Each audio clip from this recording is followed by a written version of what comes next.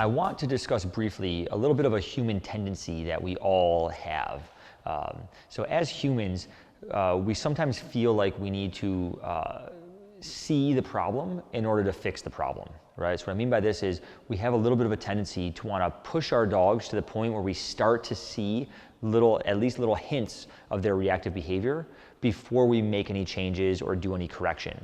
And we tend to feel that if we don't see it, we're not being productive, right? And what I always like to remind people of is that dogs ultimately are creatures of habit. So I don't want my dog to practice getting a little bit stressed and then getting corrected while they're stressed and then maybe making an adjustment and doing better. But that's what they practice over and over and over again. What I want my dog to practice repeatedly is seeing another dog and not getting stressed.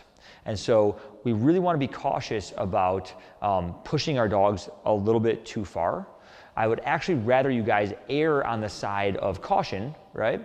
And if you're unsure about whether your dog is at their emotional threshold, or if you're unsure whether something your dog is doing is a cutoff signal or is just a random, like I heard a bird over there, err on the side of caution and respond to it as if it were, right? So if you're unsure whether your dog is sniffing the ground as a cutoff or if they're sniffing the ground because it's actually something interesting there, respond to it as if it's a cutoff.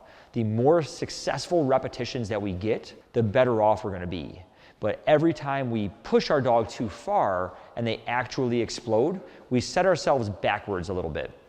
Now, we may run into some scenarios where we do want to push our dogs a little bit, right? So if we've been working at about the same threshold distance, like maybe I can get 30 feet away from another dog and that's been going good, but I seem to be kind of stuck there and I've been doing lots of repetitions and I'm just not making any progress, then we may want to experiment a little bit and see if we can just push that threshold a little bit and get a little bit more out of our dogs. But we want to be careful about when and how we're doing that. So don't rush into that too soon. Take the time, be cautious, give your dogs the benefit of the doubt, and play it safe. The more successful repetitions we have, the faster you're going to move through this process overall.